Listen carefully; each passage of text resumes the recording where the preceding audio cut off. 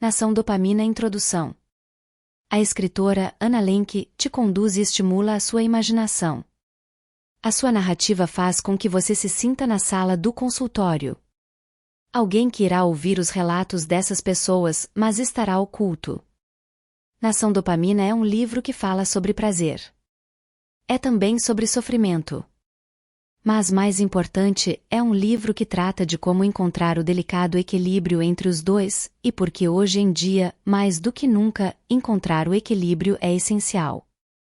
Estamos vivendo em uma época de excessos, de acesso sem precedentes a estímulos de alta recompensa e alta dopamina, drogas, comida, notícias, jogos, compras, sexo, redes sociais. A variedade e a potência desses estímulos são impressionantes, assim como seu poder adictivo.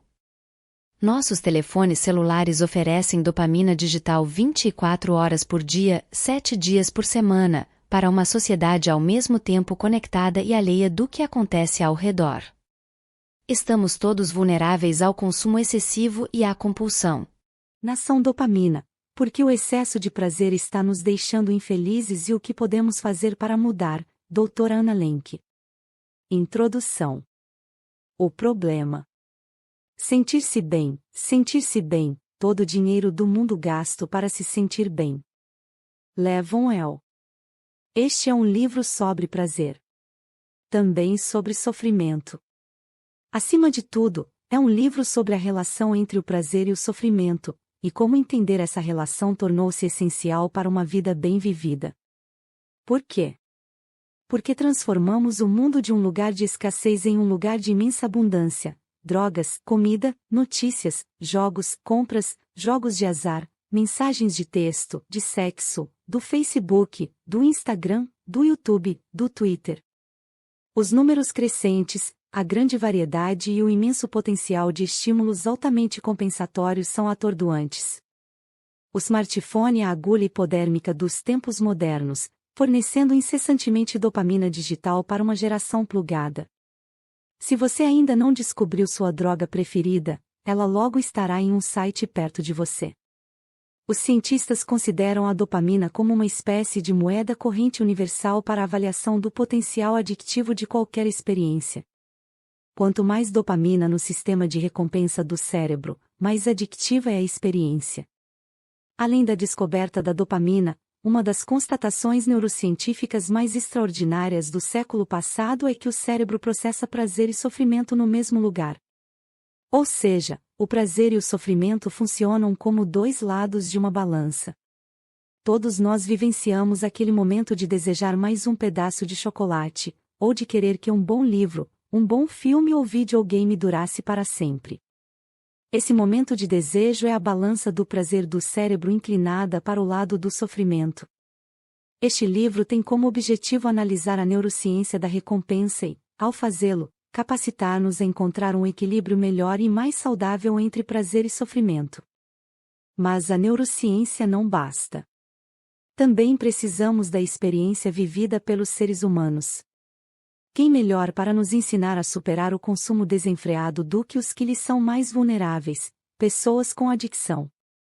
Este livro baseia-se em histórias reais dos meus pacientes que se viram vítimas de dependência e encontraram maneiras de se livrar dela.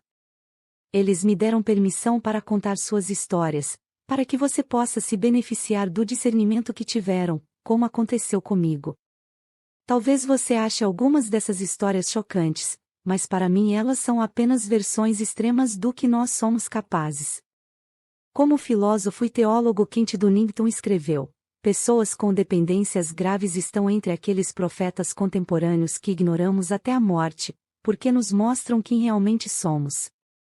Sejam doces ou compras, voyeurismo ou cigarro eletrônico, seja feed de mídia social ou fofoca de WhatsApp, todos nós nos dedicamos a comportamentos que não queríamos ter, ou que até certo ponto lamentamos. Este livro oferece soluções práticas para lidar com o consumo compulsivo desenfreado num mundo onde o consumo tornou-se o motivo abrangente da nossa vida. Em essência, o segredo para encontrar o equilíbrio é a combinação da ciência do desejo com a sabedoria da recuperação. Este livro oferece soluções práticas para lidar com o consumo compulsivo desenfreado num mundo onde o consumo tornou-se o motivo abrangente da nossa vida. Parte 1. A busca do prazer. Capítulo 1. Nossas máquinas masturbatórias. Fui receber Jacob na sala de espera. Primeira impressão? Simpático. Tinha 60 e poucos anos, nem gordo, nem magro, rosto suave, mas bonito, envelhecendo muito bem. Usava o uniforme padrão do Vale do Silício, calça caque e camisa esporte. Parecia um tipo comum, não alguém que tivesse segredos. Conforme Jacob me acompanhou pelo curto labirinto de corredores, pude sentir sua ansiedade como ondas rolando às minhas costas. Lembrei-me de quando costumava ficar ansiosa ao levar os pacientes para minha sala. Estou andando rápido demais? Estou balançando o quadril? Minha bunda é engraçada. Isto parece muito distante, agora. Reconheço que sou uma versão calejada do meu antigo eu, mais estoica, provavelmente mais indiferente. Eu era uma médica melhor naquela época, quando sabia menos e sentia mais. Chegamos à minha sala, e fechei a porta depois de entrarmos. Gentilmente, ofereci-lhe uma das duas cadeiras idênticas, da mesma altura, com almofadas verdes, próprias para a terapia, a meio metro uma da outra. Ele se sentou. Eu também. Seus olhos percorreram a sala. Minha sala tem 3 por 4 metros, 2 janelas, uma mesa com computador, um aparador cheio de livros e uma mesa baixa entre as cadeiras. A mesa, o aparador e a mesa baixa são todos feitos com uma madeira marrom avermelhada. A mesa é de segunda mão, herança do meu antigo chefe de departamento. Está rachada no meio, pelo lado de dentro, onde ninguém mais pode ver, uma metáfora adequada ao trabalho que faço. Em cima da mesa há 10 pilhas separadas de papel, perfeitamente alinhadas, como um acordeão. Disseram-me que isto dá uma aparência de eficiência e organização. A decoração da parede é uma miscelânea. Os diplomas necessários, a maioria sem moldura. Preguiça demais. Um desenho de um gato que achei no lixo do meu vizinho, peguei por causa da moldura, mas mantive por causa do gato. Uma tapeçaria multicolorida de crianças brincando dentro e em volta de templos, relíquia do tempo em que ensinava inglês na China, nos meus 20 anos.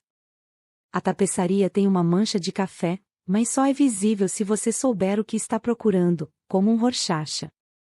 Há um tanto de bugigangas expostas, em geral presentes de pacientes e alunos. São livros, poemas, ensaios, objetos de arte, cartões postais, cartões de Natal, cartas, caricaturas. Um paciente, artista e músico talentoso, me deu uma fotografia que tirou da Golden Gate, sobreposta com notas musicais feitas por ele à mão. Quando fez isso, já não era um suicida, mas é uma imagem triste, toda em cinza e preto. Outro paciente, uma bela jovem constrangida por rugas que só ela via e que nenhuma quantidade de botox conseguia apagar, deu-me uma jarra de barro para a água, grande o bastante para servir 10 pessoas. À esquerda do meu computador, tem uma pequena gravura de Albrecht Dürer, Melancolia.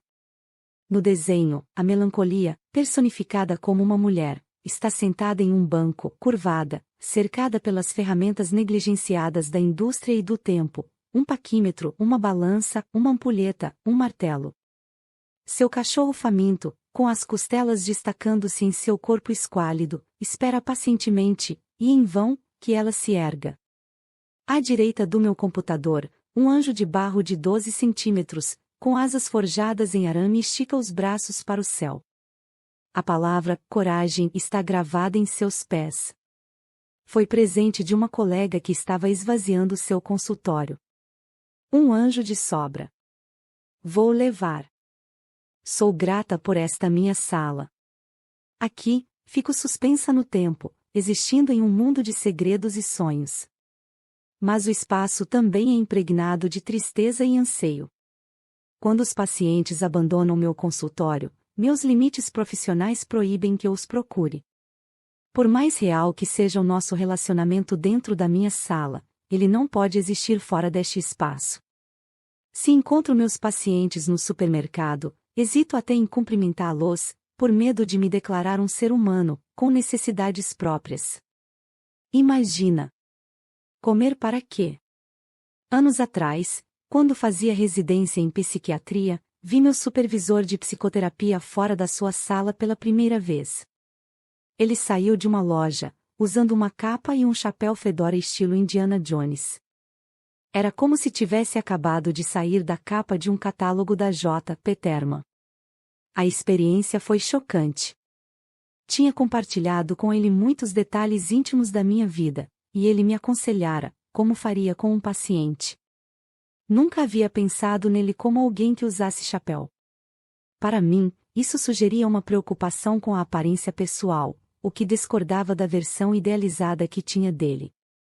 Mas, acima de tudo, deixou-me atenta para o quanto poderia ser desconcertante meus próprios pacientes me verem fora da minha sala. Virei-me para Jacob e comecei. Em que posso ajudar? Outros começos que desenvolvi com o tempo incluem: me diga por que está aqui, o que te fez vir aqui hoje, e até comece do começo, onde quer que ele tenha início para você. Jacob olhou-me demoradamente. Esperava que você fosse homem, disse com seu encorpado sotaque leste europeu. Naquele momento, soube que o assunto seria sexo. Por quê? Perguntei, fingindo ignorância.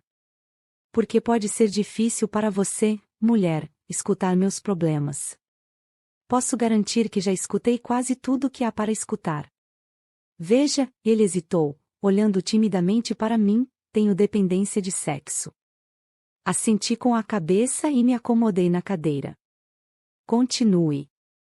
Todo paciente é um pacote fechado, um romance não lido, uma terra inexplorada. Certa vez, um paciente descreveu a sensação de escalar uma rocha. Quando ele está na parede, nada existe a não ser uma infinita superfície rochosa justaposta à decisão limitada de onde colocar a seguir cada dedo do pé e da mão. A prática da psicoterapia não é diferente de escalar uma rocha. Mergulho na história, na narrativa e na repetição da narrativa, e o restante desaparece. Escutei muitas variações nas histórias do sofrimento humano, mas a história de Jacob me chocou. O que mais me perturbou foi o que ela sugeria sobre o mundo em que vivemos agora, o mundo onde nossos filhos estão vivendo. Jacob começou logo com uma lembrança de infância. Sem preâmbulos. Freud teria se orgulhado. A primeira vez que me masturbei, eu tinha 2 ou 3 anos, disse. A lembrança era viva para ele, dava para perceber em seu rosto. Eu estou na Lua, ele prosseguiu, mas não é realmente na Lua.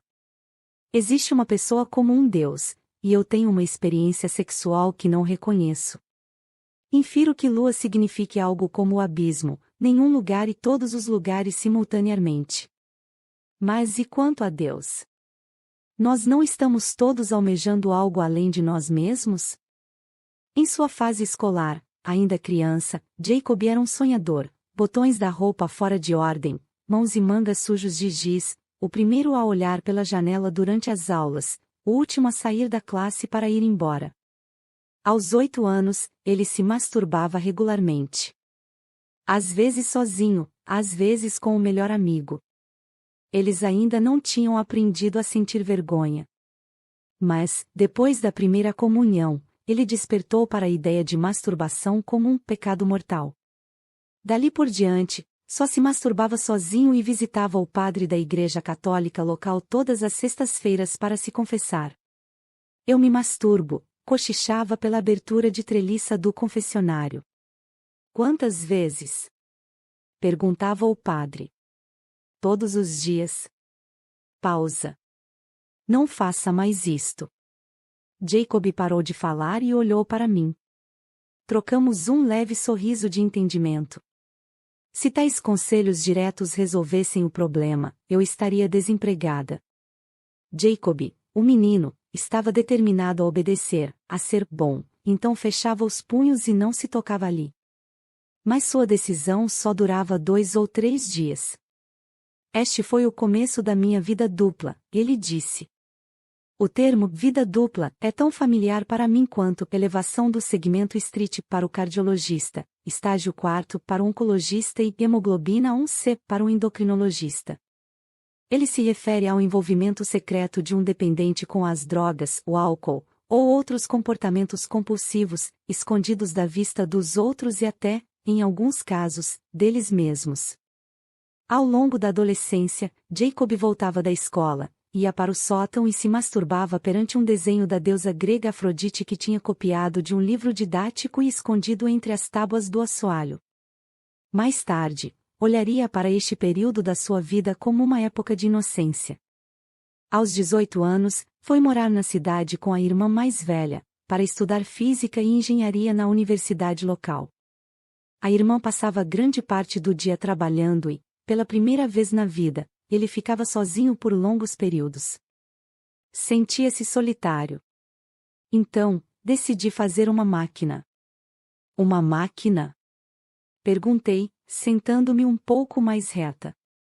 Uma máquina de masturbação. Hesitei. Entendo. Como ela funcionava?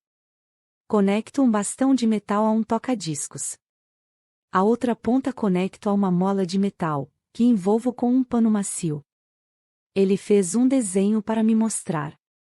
Coloco o pano e a bobina em volta do meu pênis, disse, pronunciando pênis como se fossem duas palavras, pen, como caneta em inglês, e Ness, como monstro do lago Ness.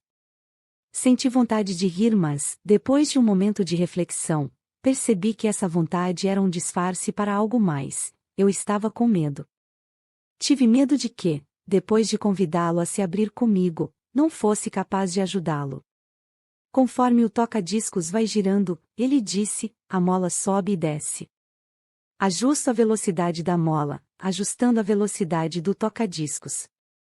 Tenho 3 velocidades diferentes. Assim chego ao limite, muitas vezes sem ultrapassá-lo. Também aprendo que fumar um cigarro ao mesmo tempo me traz de volta do limite, então uso este truque.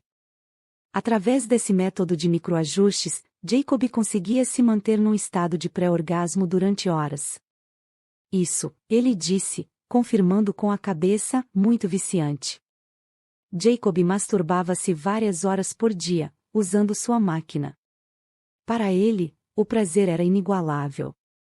Jurava que iria parar. Escondia a máquina no alto de um armário, ou desmontava-a completamente, jogando fora as peças. Mas 1 ou 2 dias depois, pegava as peças no armário, ou as tirava da lata de lixo, remontava-as e recomeçava. Talvez você sinta repulsa pela máquina de masturbação de Jacob, como senti na primeira vez em que ouvi falar nela.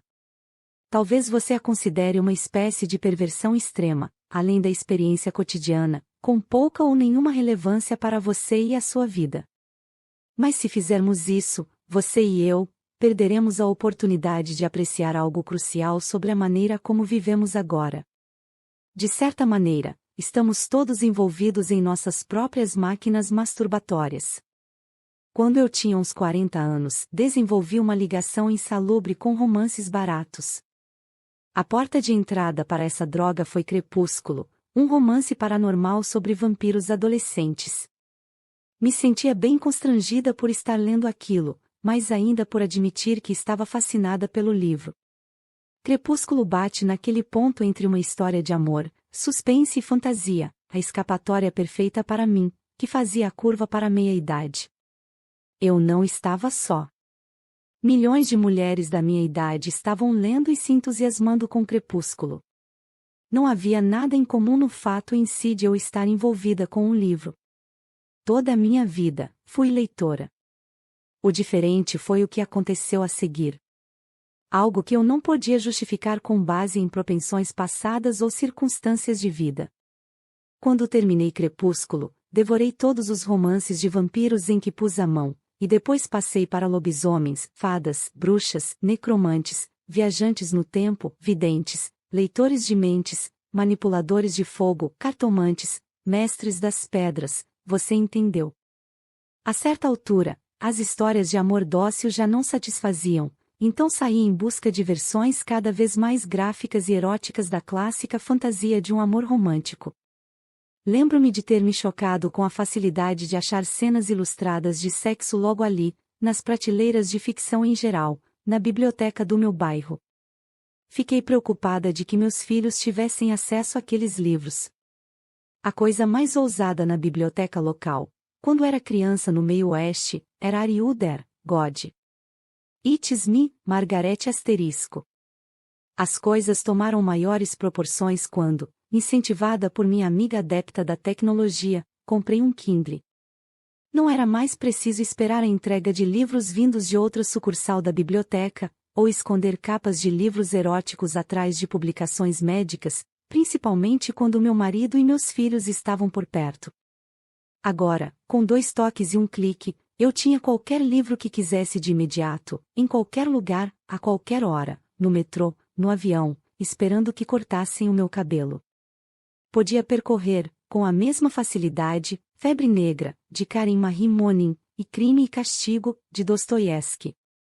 Em resumo, tornei-me uma leitora inveterada de romances estereotipados do gênero erótico. Assim que terminava um e-book, passava para o próximo, lia em vez de socializar, lia em vez de cozinhar, lia em vez de dormir, lia em vez de prestar atenção no meu marido e nos meus filhos.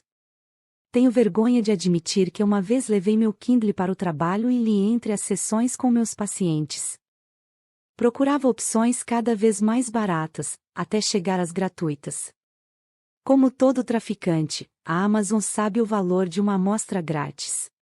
De vez em quando, eu descobria um livro de boa qualidade que acontecia de estar barato, mas, na maioria das vezes, eram realmente horrorosos, baseados em estratagemas velhos para os enredos e personagens sem vida, cheios de erros tipográficos e gramaticais. Mas eu os lia mesmo assim, porque procurava, continuamente, um tipo de experiência muito específico. Como conseguir isso tinha cada vez menos importância. Queria satisfazer aquele momento de tensão sexual crescente que finalmente se resolve quando o herói e a heroína se atracam. Já não me importava com sintaxe, estilo, cena ou personagem. Só queria minha dose, e aqueles livros, escritos segundo uma fórmula, eram feitos para me fisgar. Cada capítulo terminava com um clima de suspense, e os próprios capítulos eram projetados em direção a um clímax. Comecei a disparar pela primeira parte do livro, até chegar ao clímax, e não me preocupava em ler o resto depois que passava. Agora, estou tristemente de posse do conhecimento de que, se você abrir qualquer romance barato passados uns 3/4 do seu conteúdo, chega ao ponto crucial. Depois de cerca de um ano nessa minha nova obsessão com romances baratos, vi-me acordada às 2 da manhã, num dia de semana, lendo 50 Tons de Cinza. Racionalizei ser uma versão moderna de Orgulho e Preconceito, até chegar à parte de plugs anais, e tive um breve insight de que ler sobre brinquedos sexuais sadomasoquistas de madrugada não era a maneira como queria passar o meu tempo. A definição genérica de adicção é o consumo contínuo e compulsivo de uma substância ou um comportamento, jogos, videogame, sexo, apesar do mal que fazem para a pessoa e para os outros. O que aconteceu comigo é trivial se comparado à vida daqueles com dependências ultrapoderosas, mas revela o crescente problema do consumo compulsivo desenfreado com que nos deparamos hoje, mesmo quando temos uma vida boa. Meu marido é gentil e amoroso, tenho filhos ótimos, um trabalho relevante, liberdade, autonomia e certa riqueza, sem traumas, deslocamento social, pobreza, desemprego, ou outros fatores de risco para a dependência. Ainda assim, fui compulsivamente me recolhendo cada vez mais em um mundo de fantasia. O lado sombrio do capitalismo. Aos 23 anos, Jacob conheceu e se casou com sua esposa. Os dois se mudaram para o apartamento de 3 cômodos onde ela vivia com os pais, e ele abandonou sua máquina, esperando que fosse para sempre. Ele e a esposa inscreveram-se para conseguir um apartamento próprio, mas souberam que a espera seria de 25 anos. Na década de 1980, isto era comum no país do leste europeu onde viviam. Em vez de se submeterem a décadas morando com os pais dela, eles decidiram ganhar um dinheiro extra e separá-lo para comprar seu próprio canto mais cedo. Começaram um negócio por computador, importando máquinas de Taiwan, juntando-se à crescente economia informal. O negócio prosperou, e logo eles ficaram ricos pelos padrões locais. Adquiriram uma casa e um pedaço de terra. Tiveram 2 filhos, um menino e uma menina. Sua trajetória ascendente parecia garantida, quando Jacob recebeu uma oferta para trabalhar como cientista na Alemanha. Eles se atiraram à chance de se mudar para o Ocidente, de ele progredir em sua carreira, de proporcionar às crianças todas as oportunidades que a Europa Ocidental podia oferecer. A mudança trouxe-lhes oportunidades, com certeza, mas nem todas boas. Depois que nos mudamos para a Alemanha, descubro a pornografia, filme pornôs, shows ao vivo. A cidade onde moro é conhecida por isto, e não consigo resistir. Mas dar um jeito. Dar um jeito durante 10 anos. Trabalho como cientista, trabalho duro, mas em 1995 tudo muda. O que mudou? Perguntei, já adivinhando a resposta. A internet. Eu ter 42 anos e estar indo bem, mas com internet, minha vida começa a despencar. Certa vez, em 1999, eu estar no mesmo quarto de hotel que já havia estado talvez 50 vezes. Eu ter grande conferência, fala importante no dia seguinte. Mas fico acordado a noite toda assistindo pornô, em vez de preparar minha fala. Chego na conferência sem dormir e sem palestra. Faço discurso muito ruim. Quase perco o emprego. Ele abaixou os olhos e sacudiu a cabeça, lembrando-se. Depois daquilo, começa um novo ritual, ele disse. Sempre que vou a um quarto de hotel, coloco notas adesivas por toda parte, no espelho do banheiro, na TV, no controle remoto, dizendo, não faça isto. Não faço até um último dia. Fiquei chocada com o quanto os quartos do hotel são como uma caixa de Skinner moderna, uma cama, uma TV, um minibar. Nada para fazer senão pressionar a alavanca para receber a droga. Ele tornou a baixar os olhos e o silêncio alongou-se. Dei-lhe tempo. Foi então que pensei, pela primeira vez, em acabar com a minha vida. Acho que o mundo não vai sentir a minha falta, e talvez fique melhor sem mim. Fui até a sacada e olhei para baixo. 4 andares. Seria o suficiente. Um dos maiores fatores de risco para se tornar dependente de qualquer droga é o fácil acesso a ela. Quando a obtenção da droga é mais fácil, nossa probabilidade de experimentá-la aumenta. Depois de experimentá-la, ficamos mais propensos a nos tornarmos dependentes dela. A atual epidemia de opioides nos Estados Unidos é um exemplo trágico e irrefutável deste fato. A quadruplicação de opioides prescritos nos Estados Unidos, oxicodona, hidrocodona, fentanil, entre 1999 e 2012, aliada à sua ampla distribuição em cada canto da América, levou a taxas crescentes de dependência de opioides e de mortes relacionadas. Uma força-tarefa designada pela Associação de Escolas e Programas de Saúde Pública, Association of Schools and Programs of Public Health, ASP, publicou um relatório em 1º de novembro de 2019 concluindo que a tremenda expansão do suprimento de fortes opioides vendidos sob receita médica, de alta potência, bem como de efeito prolongado, levou ao aumento em escala da dependência desses opioides e à transição de muitos para opioides ilícitos, incluindo o fentanil e seus análogos, o que levou a um aumento exponencial de overdoses. O relatório também afirmou que o transtorno do uso de opioides é causado pelas repetidas exposições a opioides. Da mesma maneira, a diminuição do fornecimento de substâncias adictivas diminui a exposição e o risco de dependência e males relacionados. Um experimento natural no século passado, para testar e provar esta hipótese, foi a Lei Seca, um banimento constitucional de alcance nacional sobre a produção, a importação, o transporte e a venda de bebidas alcoólicas nos Estados Unidos de 1920 a 1933. A Lei Seca levou a uma redução acentuada do número de consumidores e potenciais dependentes do álcool. As taxas de embriaguez pública e de incidência de doenças hepáticas relacionadas ao álcool caíram pela metade durante esse período, na ausência de novos remédios para tratar dependência. Claro, houve consequências imprevistas, como a criação de um grande mercado clandestino a cargo de gangues criminosas, mas o impacto positivo da lei seca no consumo de álcool e a morbidez a ele relacionada é amplamente subestimado. Os reduzidos efeitos da bebida, resultantes da lei seca, persistiram nos 30 anos subsequentes. Na década de 1950, à medida que o álcool passou a ser, novamente, mais acessível, seu consumo aumentou progressivamente.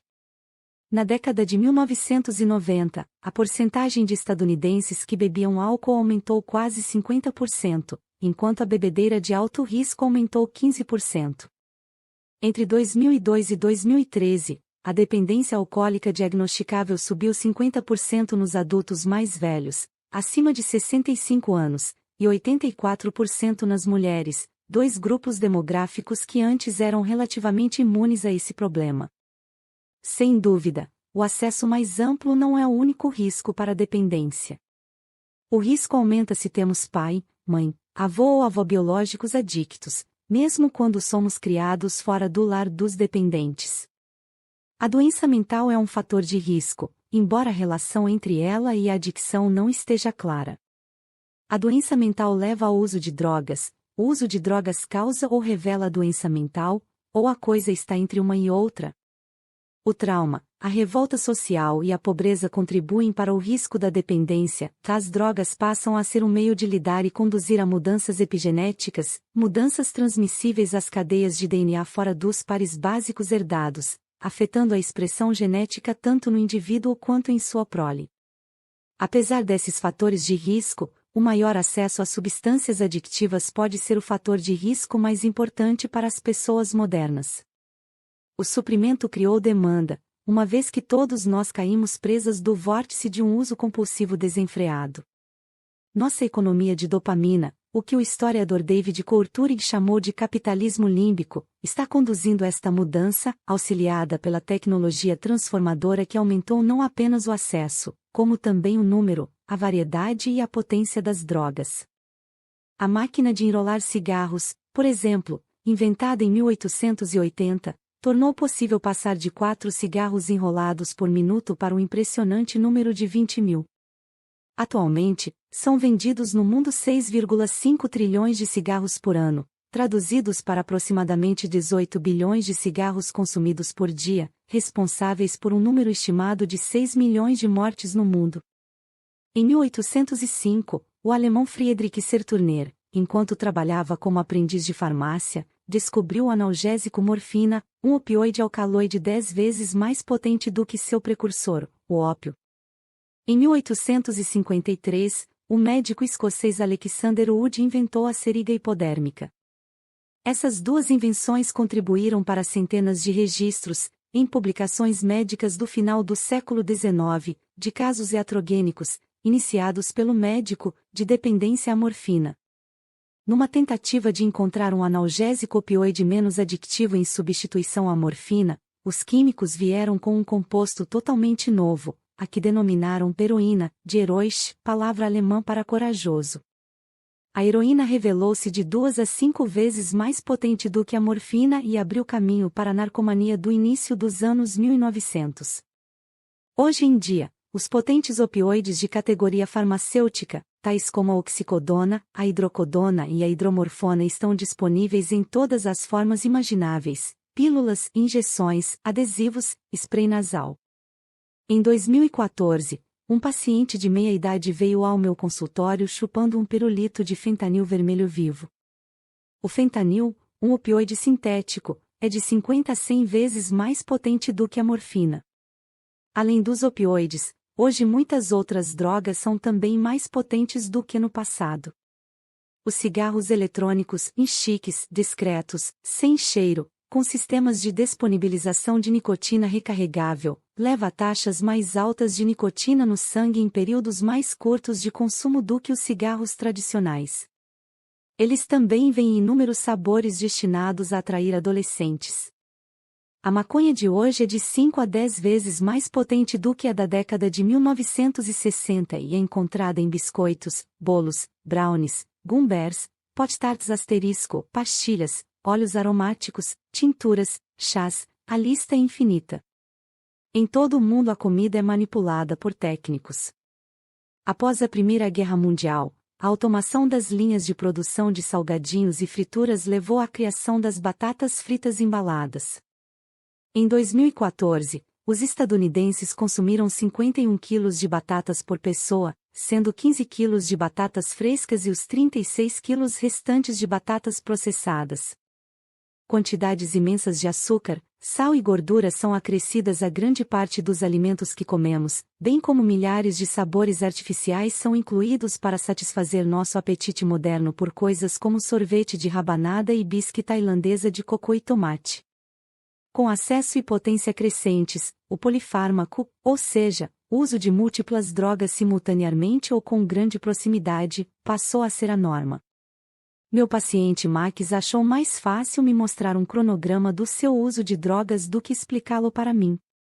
Como se pode ver na ilustração a seguir, ele começou aos 17 anos com álcool, cigarros e maconha, Maria Joana. Aos 18, cheirava cocaína. Aos 19, mudou para oxicodona e alprazolam. Ao longo dos seus 20 anos, usou Percocet, fentanil, cetamina, LSD, PCP, DXM e MXE, chegando à oximorfona, um opioide de classificação farmacêutica que o levou à heroína, que ele usou até me procurar, aos 30 anos. No total, ele passou por 14 drogas diferentes em pouco mais de uma década. Linha do tempo do uso de drogas. O mundo de hoje oferece um vasto complemento de drogas digitais que antes não existiam, ou, se existiam, agora estão acessíveis em plataformas que aumentaram exponencialmente sua potência e disponibilidade. Isto inclui pornografia online, jogos de azar e videogames, só para citar alguns. Além disso, a própria tecnologia é adictiva, com suas luzes pulsantes, seu estardalhaço musical, seu conteúdo ilimitado e a promessa, com uma participação contínua, de recompensas cada vez maiores.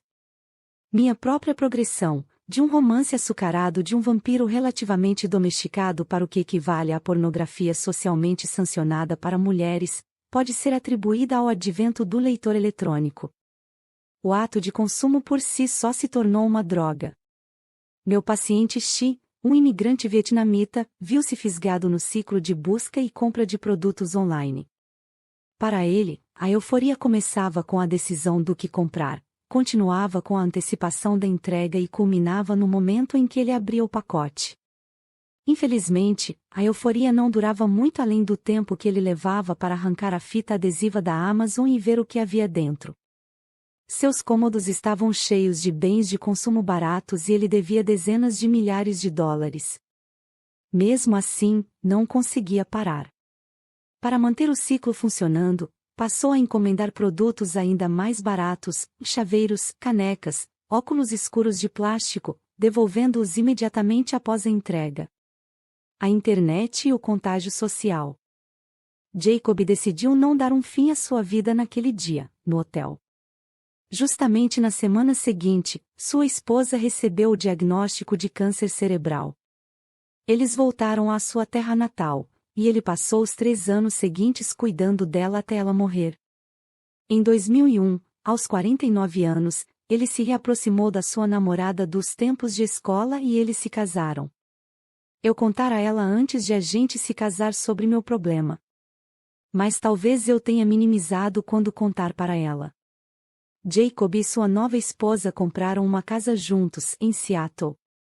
Jacob viajava para trabalhar como cientista no Vale do Silício. Quanto mais tempo ele passava longe da esposa, mais retomava seus velhos padrões de pornografia e masturbação compulsiva. Eu nunca vejo pornografia quando estamos juntos, mas quando estou no Vale do Silício ou viajando, e ela não estar comigo, aí eu vejo. Jacob fez uma pausa. Para ele, era claramente difícil abordar o assunto a seguir. Às vezes, quando mexo com eletricidade, no meu trabalho, sinto alguma coisa nas mãos. Fico curioso. Começo a imaginar qual seria a sensação de tocar meu pênis com uma corrente elétrica. Então começo a pesquisar online e descubro toda uma comunidade de pessoas que usa estímulo elétrico. Ligo eletrodos e fios ao meu sistema estéreo. Tento uma corrente alternada, usando a voltagem do sistema estéreo. Então, em vez de um simples fio, conecto eletrodos feitos de algodão embebido em água salgada. Quanto mais alto o volume do estéreo, mais alta a corrente. Com volume baixo, não sinto nada. Com volume mais alto, é doloroso. No meio termo, a sensação pode me levar ao orgasmo. Arregalei os olhos. Não consegui evitar. Mas isto muito perigoso, ele prosseguiu.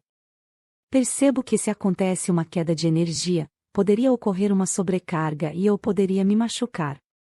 Morreram pessoas fazendo isto. Online, fico sabendo que posso comprar um kit médico, como vocês chamam aquilo, aquelas máquinas para tratar dor.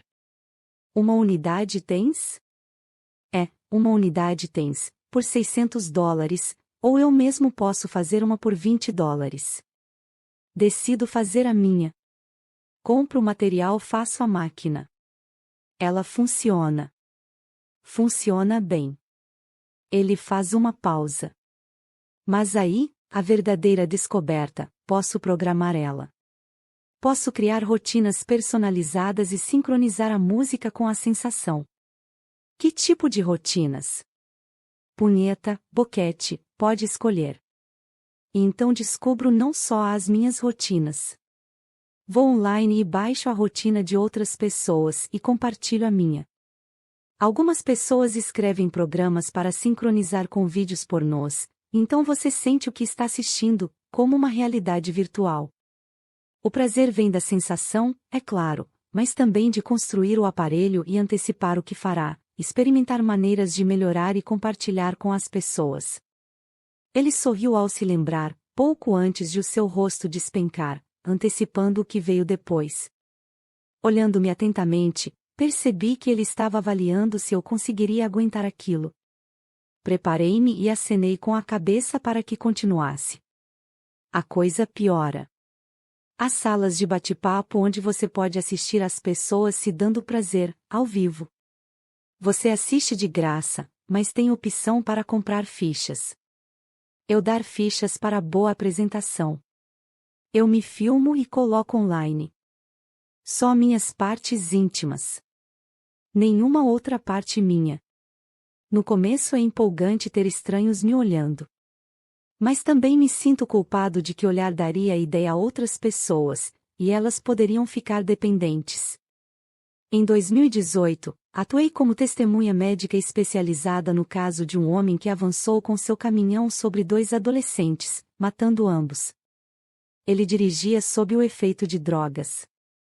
Como parte daquele processo, passei um tempo conversando com o detetive Vince Dutto, investigador criminal-chefe em Placer County, Califórnia, onde houve o julgamento.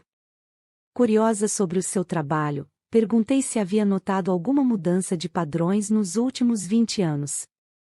Ele me contou sobre o caso trágico de um menino de 6 anos que sodomizava o irmão mais novo, de 4 anos. Em geral, quando recebemos esses chamados, ele disse, é porque algum adulto, com quem a criança tem contato, está abusando sexualmente dela, e então a criança reconstitui isto com outra criança, como seu irmãozinho. Mas fizemos uma investigação completa e não havia evidência de que o irmão mais velho estivesse sofrendo abusos. Seus pais eram divorciados e trabalhavam muito, então as crianças meio que se criavam por conta própria, mas não estava acontecendo nenhum abuso sexual ativo. O que acabou vindo à tona neste caso foi que o irmão mais velho andava assistindo a desenhos animados na internet e se deparou com alguns animes japoneses mostrando todos os tipos de atos sexuais. A criança tinha o próprio iPad, e ninguém vigiava o que o menino andava fazendo. Depois de assistir a um monte desses desenhos, ele decidiu tentar aquilo no irmãozinho. Olha, em mais de 20 anos de trabalho na polícia, nunca tinha visto esse tipo de coisa. A internet estimula um consumo compulsivo desenfreado, não apenas fornecendo maior acesso a drogas velhas e novas, mas também sugerindo comportamentos que, de outro modo, poderiam nunca nos ter ocorrido. Os vídeos não se tornam apenas virais. Eles são literalmente contagiosos, daí o surgimento do meme. Os seres humanos são animais sociais. Quando vemos outras pessoas comportando-se de certa maneira online, esses comportamentos parecem normais porque pertencem a outras pessoas. O Twitter, em tradução literal, gorjeio, é um nome adequado para a plataforma de mensagens de mídia social, popular tanto entre especialistas quanto entre presidentes. Somos como bandos de pássaros. Assim que um de nós levanta voo, todo o nosso bando eleva-se no ar. Jacob abaixou os olhos para as mãos. Não conseguia me encarar. Então, conheço uma moça no bate-papo. Ela gosta de dominar homens. Apresento a ela a coisa elétrica e depois lhe passo a habilidade de controlar a eletricidade remotamente, frequência, volume, estrutura das vibrações. Ela gosta de me levar até o limite, depois não me deixa continuar. Faz isto 10 vezes, e outras pessoas assistem e comentam. Ficamos amigos, essa moça e eu. Ela nunca quer mostrar o rosto. Mas eu vi ela uma vez, por acidente, quando a câmera dela caiu por um momento. Que idade ela tinha? Perguntei. Acho que estava na casa dos 40. Quis perguntar sobre sua aparência, mas percebi nisso minha própria curiosidade lasciva em ação, e não as necessidades terapêuticas dele, então me contive. Jacob continuou. Minha esposa descobre tudo e diz que vai me largar. Prometo parar. Digo à minha amiga online que estou fora. Minha amiga muito brava. Minha esposa muito brava. Eu me odeio então. Paro por um tempo. Talvez um mês. Mas aí começo de novo. Só eu e a minha máquina, não os bate-papos. Minto para minha esposa, mas ela acaba descobrindo. A terapeuta dela diz para ela me deixar. Então minha esposa me deixa. Ela vai para nossa casa em Seattle, e agora estou sozinho. Sacudindo a cabeça, ele diz. Nunca é tão bom quanto eu imagino. A realidade é sempre menos. Eu digo a mim mesmo, nunca mais, destruo a máquina e jogo ela fora. Mas às 4 da manhã do dia seguinte, estou pegando do lixo para reconstruir. Jacob olha para mim com um olhar suplicante. Quero parar. Quero mesmo. Não quero morrer dependente. Não sei ao certo o que dizer. Imagino ligado por seus órgãos genitais, através da internet, a uma sala cheia de estranhos. Sinto horror, compaixão e uma sensação vaga e inquietante de que poderia ter sido eu. Da mesma maneira que Jacob, todos nós corremos o risco de nos excitar até a morte. No mundo, 70% das mortes são atribuídas a fatores de risco comportamentais modificáveis, como fumar, inatividade física e dieta. Os principais riscos globais para a mortalidade são pressão alta, 13%, consumo de tabaco, 9%, nível elevado de açúcar no sangue, 6%, inatividade física, 6%, e obesidade, 5%. Em 2013, estimou-se que 2,1 bilhões de adultos estavam acima do peso, em comparação a 857 milhões em 1980. Atualmente, há mais pessoas obesas no mundo do que abaixo do peso, com exceção de algumas regiões subsaarianas da África e partes da Ásia. As taxas de adicção estão crescendo em todo o planeta. No mundo, a incidência de doenças atribuídas ao álcool e a drogas ilícitas é de 1,5%, e mais de 5% nos Estados Unidos. Esses dados excluem o consumo de tabaco. A droga de preferência varia. Os Estados Unidos estão dominados por drogas ilícitas, na Rússia e no leste europeu prevalece a dependência ao álcool. As mortes globais por dependência cresceram em todas as faixas etárias entre 1990 e 2017, com mais de metade das mortes ocorrendo em pessoas abaixo dos 50 anos. Os pobres e pouco instruídos, em especial os que moram em países ricos, são mais suscetíveis ao problema de hiperconsumo compulsivo. Eles têm fácil acesso a drogas altamente compensatórias, de alta potência e grande novidade, ao mesmo tempo em que lhes falta acesso a um trabalho significativo, moradia segura, educação de qualidade, assistência médica acessível e igualdade de raça e classe perante a lei. Isto cria uma correlação perigosa de risco de dependência. Os economistas de Princeton Annie Casey e Angus Deaton demonstraram que os estadunidenses brancos, de meia idade e sem diploma universitário estão morrendo mais jovens do que seus pais, avós e bisavós. As 3 causas principais de morte nesse grupo são overdose por droga, doença hepática relacionada a álcool e suicídio. Casey e Deaton chamam esse fenômeno de mortes por desespero. O hiperconsumo compulsivo é um risco não apenas à nossa vida, mas à vida do planeta. Os recursos naturais estão diminuindo rapidamente. Economistas estimam que, em 2040, o capital natural do mundo, terras, florestas, vida aquática e combustíveis, estará 21% menor em países de alta renda e 17% menor em países mais pobres do que hoje.